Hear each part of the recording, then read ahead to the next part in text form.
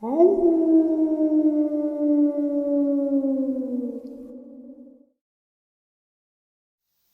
greetings and salutations, everyone. I do hope everyone is doing well, and welcome to today's bonus upload.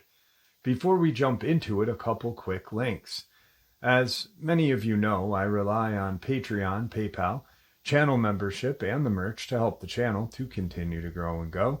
Links to Patreon, PayPal, and channel membership is in the description below. Merch displayed directly under the video. Also, Dogman Frightening Encounters, Volume 1 through 3, the audiobook versions. They were written and researched by Tom Lyons, narrated and produced by me, Jeff Nadolny. Those audiobooks are available on Audible, Amazon, and iTunes, links to which are also in the description as well. And finally, last but definitely not least, if you'd really like to help support this channel to continue to grow and go, simply subscribe. It does not cost a cent. Click the like button, takes half a second. If you don't want to miss out on any of the informative uploads that I put out daily, click that bell icon. And folks, please leave a comment. Why? Well, because all of these things really do help this channel to continue to grow and go. And yes, they definitely do matter. Now, everyone, I have taken far too much of your time. Let's jump in to today's bonus, shall we? At the time in my life when all of this occurred, my wife and I had made a move 2 years prior, coming from Buffalo, New York, downstate to an area near Herkimer. I was a welder by trade, but as I was 67, I had given up most of the bull work. I'd begun doing what I call some custom design work. Taking advantage of the access granted by the internet, I had come up with a design for a somewhat universal set of transmission and motor mounts, which I could fabricate for use with Mercedes, Rolls-Royce, and Jaguar, in order to accommodate transplanting a Chevy V8 and transmission into the aforementioned vehicle. We had been living in this house for some 2 years, as I previously mentioned, and I had my shop set up in a barn which was located behind the house. I had put an exhaust system into the barn as well as a potbelly stove for heat, and I installed several double-hung windows to allow some light in as well as giving me some air when needed. One of these windows was installed directly in the middle of my main fabrication bench, from which I could look over a grassy field behind the barn. We had come to know some of the people in our area, most of which seemed to be fairly level-headed individuals. The reason why I mention this soon will be evident. So as time went on, a number of things began to go missing around the yard. I had certain tools which were used frequently, and I left in certain places, such as a fan rake and a broom, which had gone missing. After having replaced them, the replacements had disappeared as well. Knowing full well that I was not born with powder for a brain, and that my wife wouldn't so much as lift a broom or a rake, my thoughts were running in the direction of some mischievous local messing with me. Problem was, however, that all the nearby properties were inhabited by people who were 60 years old plus, with any of the younger folk being predominantly away in school or being hard-working individuals, none of which came to mind as being capable of such shenanigans. So I had decided to put up a couple of trail cams, mounting the high in the eaves of the house, in hopes of catching the culprit in the act.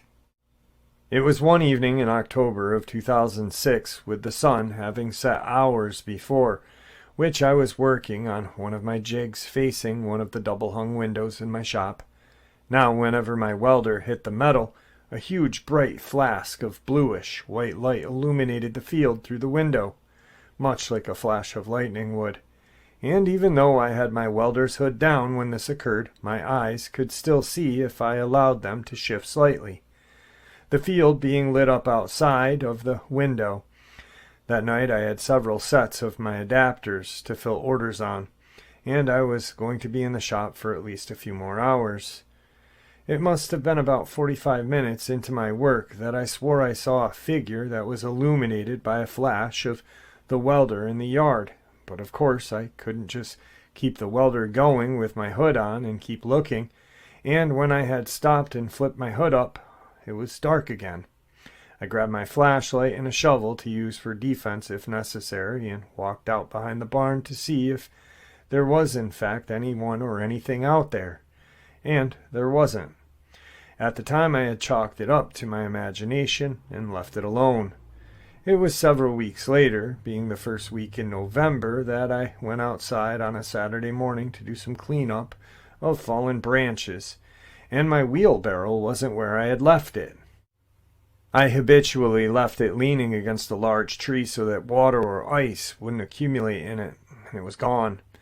Now, understand me please, one does not easily misplace a wheelbarrow and not know it. So I began to look around the property, and when I did, I found the wheelbarrow about 300 feet from the house, sitting by the edge of my field, and one of the missing brooms was next to it on the ground. Unfortunately, none of the trail cams were facing anywhere near where this wheelbarrow had been leaning on the tree, and no pictures had been taken either regardless. On that day I had moved everything and anything into the barn that could be carried off by hand, and kept them under lock and key until I could get to the bottom of what was going on. If my recollection correct, it was only maybe a few weeks later that I was once again out in the barn at night fabricating some adapters facing the very same window on my workbench, and once again, after I had been working for about an hour, I saw a figure standing out in the field when the welding flash went off. The difference being that this time, actually lousing up my work in the process, I continued to run a bead, which allowed the light from the welder to stay on as I was now looking up through the top of my shield glass, and I saw what was a huge Bigfoot watching what I was doing while standing in the field. I couldn't just keep the bead going endlessly, and I released the trigger. Of course, everything went dark, including my being able to see this creature. I was certain as to what I had seen. It was a huge creature covered in hair, long arms hanging away from what was an enormous V-shaped chest, and there was absolutely no mistaking it. Having now seen this creature, I was a little apprehensive about leaving the barn in the dark, and I actually phoned the police from my cell phone. All that I told them was that I had seen someone standing in my yard through the window as I was welding. When the trooper came, I opened the barn and walked out to greet him, while at the same time my wife had opened the door wondering what the heck was going on.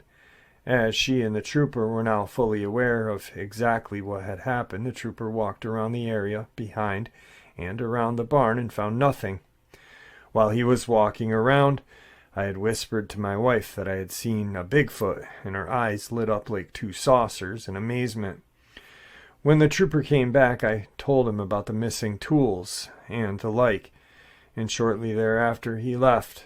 The truth be told, having seen the monster, I was afraid to leave the barn, not knowing what may happen, and had called the police for safety purposes. As my wife and I were now in the kitchen discussing what I had seen, I told her that my belief was now that this creature was being drawn into the yard by this continued flashing on and off of the bright light of the welder. When I saw it, the beast seemed to be mesmerized by the light coming on and off as I welded, and was just standing there watching. During the days following all of this, I had painted the glass in the windows a flat black and asked my wife to stand behind the barn as I welded to see if any of the light escaped, to which she said no. With the windows now being blacked out and all of the yard tools and items being locked up, nothing further had occurred, and I stopped welding in the barn at night for obvious reasons. It was that following spring, when the field behind our home was well soaked from the receding snow and the spring rains, that I was walking around behind the house, still not being able to shake off what I had seen, that I came upon numerous large footprints well formed in the soft grass. They were both deep and long, having obviously been made by this enormous creature. They were formed in a virtually straight line coming and going from the adjoining wood line which connected to my neighbor's lot, none of which were leading in the direction of our home, thank God. When I saw this creature that was now fully illuminated by the welder's light, it had to have been 8 feet tall. It was absolutely gigantic. As the welder's light lit up its face, I could see that it was wrinkled or heavily creased, the mouth being closed at the time I saw it. I could see no teeth, but the face had some hair on it in the form of a scraggly beard. Its face looked like that of an Australian aborigine, with no offense against those folks whatsoever. Its bodily features were that of one muscle upon another, like that of a comic strip superhero or the likes. The footprints in the yard were at least 20 inches long, if not more, and very wide, with oddly shaped toes being clearly evident. It was simply incredible.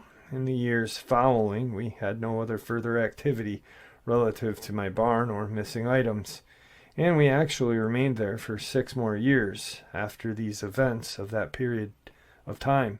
Alright guys, today's first video clip is that of a dogman hiding behind a tree, or supposed dogman hiding behind a tree. Some kids are out at night collecting frogs and snakes and spiders and such, and they see something and take off running. The video slowed down. You see what they see. Check it out. Well, we're not having too much luck. I think we're gonna call it a night. Okay, this is all we got tonight. Just a frog and a snake.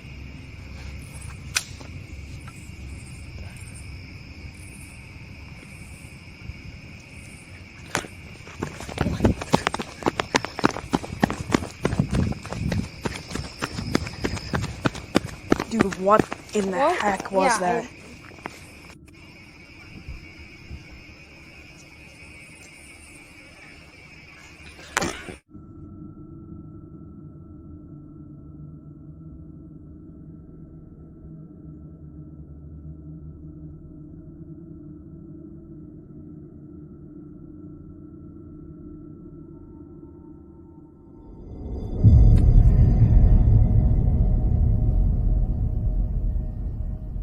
In my opinion, this is a really interesting clip. It appears that they caught this creature on camera by accident. It could perhaps be the legendary dogman caught on camera, or maybe some other unknown creature. If these kids actually hoaxed the video... Definitely a very interesting video. The kids don't really seem to me like they're acting. And then when it's slowed down and you can see it, it really does resemble an upright walking wolf to me. On to today's second encounter. In the summer of 2018, my team of ghost hunters and myself were investigating a graveyard in Herkimer, New Hampshire for paranormal activity. We were equipped that night with several EVP recorders as well as a spirit box. The spirit box scans thousands of frequencies, through which it is said that spirits can be caught talking while it's on. The EVP devices are used to record answers to our questions as well, but in a different format. Don't ask me how these things work, I only know how to use them. The EVP generally picks up things that you haven't heard with your natural ear, while the spirit box runs continually, making a loud hissing or static sound through which we can hear random things being said. Now, we as a team have investigated hundreds of graveyards regionally, as well as many haunted houses. So this was just another night on the job, so to speak, for all of us. As fate would have it, all night long we were getting random hits, as we call them, with spirits answering our questions with yes and no answers, and a variety of other responses. But it was in actuality at the stroke of midnight that the freak show began. We started to pick up frequent and loud, unmistakable growling on the spirit box, which we generally associated with demonic activity of the worst kind, which was going on for about half an hour continuously. When my friend said, "Look at that," he pointed into the woods where there was a pair of glowing red eyes, widespread and glowing brightly, some maybe 10 feet off the ground. I turned the flashlight on and saw nothing as the glowing eyes disappeared simultaneously with the light coming on. The group was freaking out now, with it being the first time something of this nature had occurred. You had to be there to fully understand what I just said, as you would imagine. Collectively, we had to kind of regroup and calm down, which we did before beginning again to make further contact. Antoinette, one in our group, was weeping profusely, sitting with her back against a large grave marker on the ground before we could even begin again. All of us were trying to console her into staying. If not, we would have to leave. So we're all crouched down trying to calm her down, with Brett being the only one still standing as he screams, "Oh my God!" We all look as Antoinette explodes into tears and sob. The red eyes just reappeared, now moving side to side and coming towards us. I grabbed Antoinette and started to run, with the rest of what I am going to share having been told to me by the rest of the two who stayed behind. Leo and Brent, the two of them, had stood their ground when we fled, as this creature, according to them, came into full view. They reported it as being a large, hairy, human-typed creature, some 9 feet tall. Leo put his flashlight right onto it, and this time it remained in full view of the two of them, rocking from side to side in the darkness. Both Leo and Brett said that it started to advance towards them, exploding in a flash of blue light as an orb now appeared and floated away into the woods. At that point, Brett said that all of the electronic devices went dead, the batteries having been mysteriously drained by this event, which there was no other rational explanation for them dying. I'm not a cryptozoologist. I'm a ghost hunter, but what we experienced that night opened our eyes to an entirely different reality. Was this creature growling on the spirit box? I can't say for certain, but what I can say is this: the event most certainly happened with 4 of us being present. Today's second video clip is one that you're going to have to kind of turn your volume up and really pay attention to. Maybe put headphones on. I can hear it on my phone and computer, so I just want to make sure everyone else can hear it. But a guy goes outside, he lets his dogs out, he hears this crazy noise, and his wife and baby come out, and he's freaked out. You can tell he's freaked out because he's looking at his wife and kid and saying, "Get back inside, there's something out here." And you hear this bone-chilling kind of howl coming out of the woods from behind their house. Check it out. Just let the dogs out and this shit's happening again. Dude, what?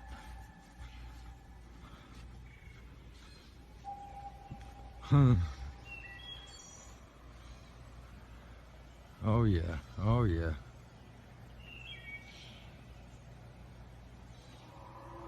Listen at that. What? I don't know. Dude, why do you think I brought them in the house and run out here? Listen at that. No more by themselves, or they be out here right now. Dude, get him in the house. Get him in the house. Get him in the house. So some definitely creepy screams or whatever it is. Definitely not something I want to run into. On to tonight's third terrifying experience. And this one is terrifying. Hey everyone, my name is Les. I've lived the majority of my life in Rapid City, South Dakota. In 2018, I moved to a new home in the north side. It was a nice place, a duplex actually. But a few months after, it had gotten weird. It was actually a series of events. The first one involved me and my cousin, who was spending the night, waking me up, telling me to go wake my mom up because my dad was at work, and it was about 5 a.m. I was like, "Dude, why?" And he told me that there was this guy who was sitting there with his arms resting on his knees in the middle of our driveway. My cousin said it had been like that for what felt like a couple hours. To give you a rundown, my house had a porch that led up to my house, and the actual porch was like 4 feet wide all around and 5 feet tall. The back was covered with a pretty big fence and had one door gate. The outside of it was pretty big space, about 12 feet wide, stretching across to the neighbor's fence. There was another fence that separated the driveway from the yard, which was a big piece of land that went downhill, and the front driveway was at least a solid 20 feet between the porch and the actual road.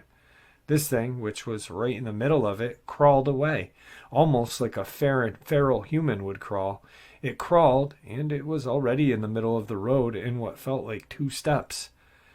We went back upstairs and tried to fall asleep, trying to forget about what we had just seen. We ended up staying up because of anxiety. The next event was 2018, around November. I was upstairs playing my video games. When I got bored after losing a match, I looked out the window before opening it, only for me to see that same figure in the driveway, in the exact same pose. Now it's like 8 p.m., so it's pretty dark. But since it was on some snow, it was easier to kind of point out what it was, and I actually could see its ribs, telling me this thing's thin and probably tall. And since it was me and my dad who was there, I knew that I was going to have to wait this out. I heard my dad get out of the shower. He looks outside, because that's just who my dad is, and I hear him yell from the downstairs, "Les, come look at this." This thing is staring us down, growling. It was growling. We could hear it despite the windows and the doors being shut. And that's when I knew this thing was interested in us. This next one happened in midsummer of 2019. It was me, my sisters, and my brother just hanging out. Oh, and my brother's girlfriend, too. I'll call my younger sister Coco, my older sister Pest, and my older sister Mimi. My older brother and his girlfriend, Z and Hera. Well, those are not real names. So we were just hanging out, having a good time, when I go, I'm going to go make some Kool-Aid. Because, well, why not? I go and make the Kool-Aid when I look into the window in the kitchen, and I see these massive marks with a hole in the lower left corner. These marks were not cracks from someone bludgeoning it with a hammer or even their hands. They seemed like claw marks, and they were large, about the size of an infant's head. I told my family about it. We got paranoid, and we end up leaving it alone. We tell our parents, they tape it up, and everything kind of just moves on until the next experience. So it's now 2020, when everyone is kind of tipped off that this year's going to kind of suck. My mom and dad are in the living room just talking, being theorists, when my dad peeks out the window and this figure is further away, resting its arms on its knees, staring at our porch. Now, this thing seemed big, but my dad had thought nothing of it. He's a smallish guy, but he's an experienced boxer who has weapons coming out of his ass and knew multiple kill tactics, seeing as his dad was a Marine. So my dad was not worried. My dad yells out to this guy, "Hey, what are you doing here? This is my house. Get out of here." Then this thing looks at my dad and stands up. Immediately, the mood changes. It's not like as if people are getting ready to fight. People are getting ready to call the cops now, because this thing was massive. It was thin with lean, muscular arms and thighs and had claws, kind of like a big dog. And despite it being spring and 7, this thing was almost unrecognizable. It wasn't even registering as a human. Maybe because the fact that it's like 8 feet tall and reaches the porch in like 5 steps, despite being 15 feet away, because most of its height was in its arms and legs, specifically the forearms and ankles. My dad immediately shuts the blind, ran into the dining room, shuts the blinds in those windows, and just said, "Be quiet," which eventually led to this creature leaving us alone, but not before looking into the bathroom window, which was not covered, and had an open view of the living room, and its face was ruined. Its eyes were beady and bulging outward. Its mouth was scarred and almost inconsistent in size, having big left side and a mangled right side. This thing was just staring for a good 10 minutes before leaving. It wouldn't stop there though. Mid-2020, summer of, I would usually use the roof of kind of vent out my feelings and kind of just get a break from being inside, as I was young and still kind of am now.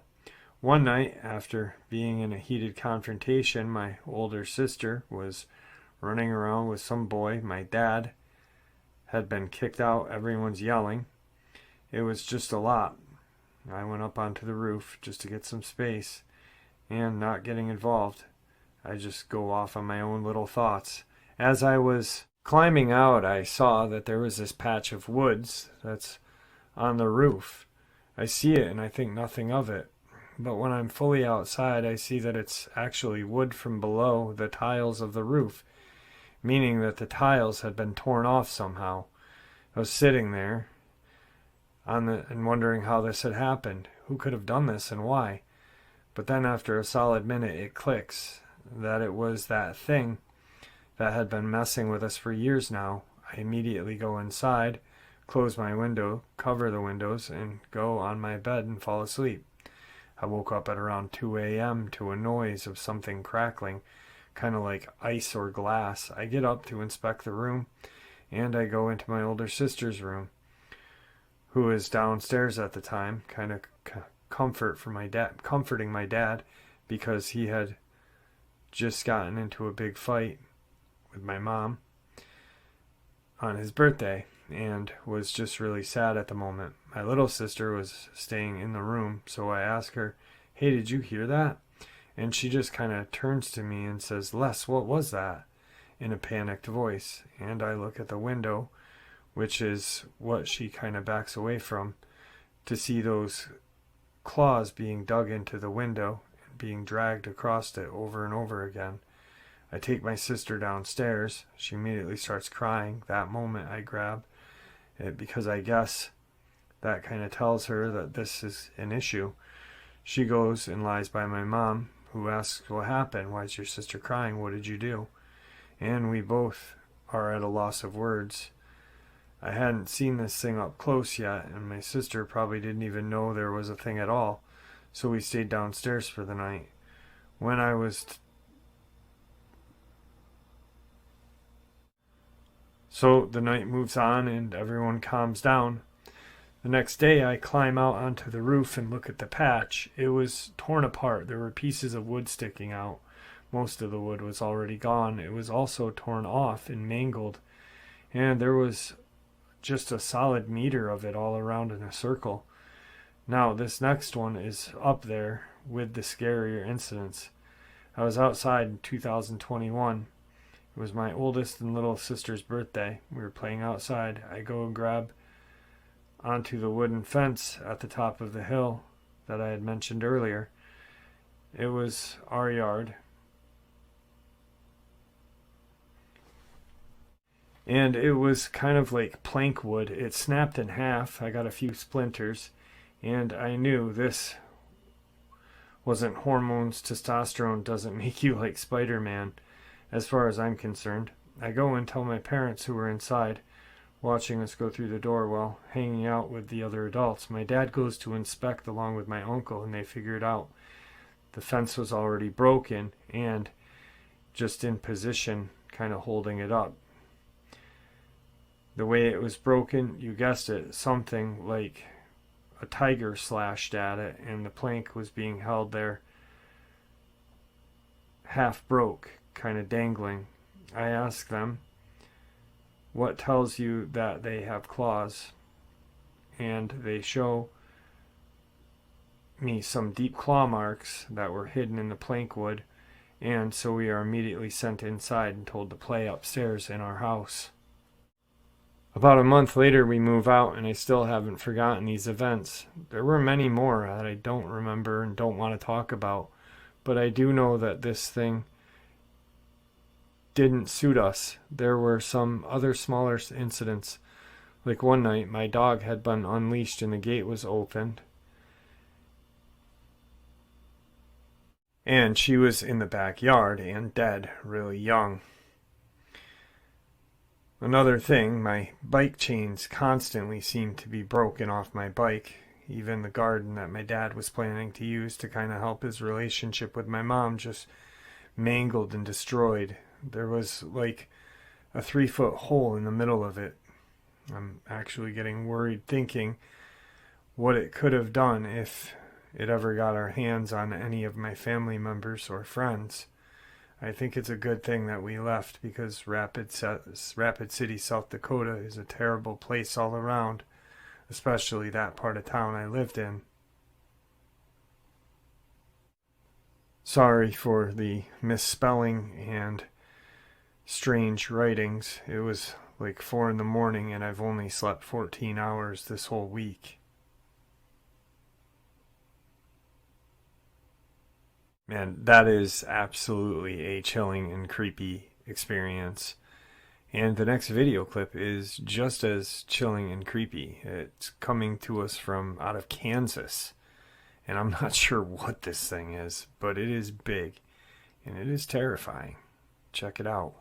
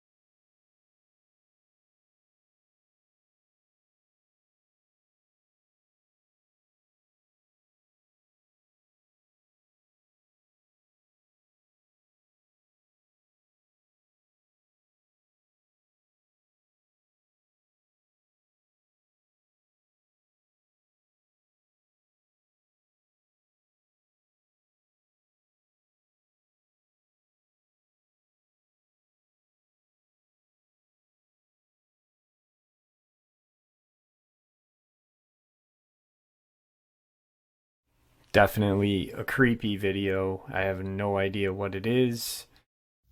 All right, and this final video clip of the day supposedly is something of the paranormal nature or high strangeness. I'm not really sure. Obviously, I wasn't there. I've heard fox and other kinds of creatures like this, fishers and such, not creatures, but animals.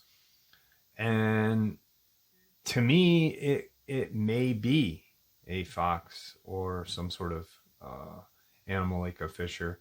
Fishers have that really strange kind of scream as well. But the people that posted the video clip claim that it is neither or. So let's get into it.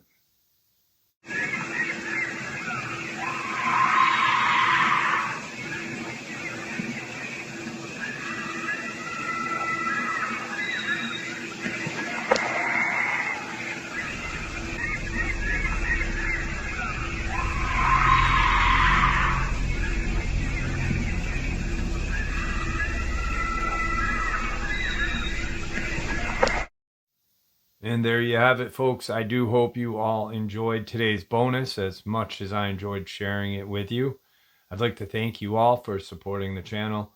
It is, after all, your support that keeps the channel growing and going and what gives us all a place and a chance to share our experiences and theories judgment-free. Everyone is simply treated with the respect that we all deserve, and I do appreciate it. Thank you. Please stay safe, happy, healthy, and ever vigilant, keeping an eye on our children, pets, family, and friends. These creatures are real. They are out there and dangerous. Share this information with those you love and care about, and it may just help save their lives someday. Until next time, never stop asking questions, never stop searching for the truth, and God bless you all.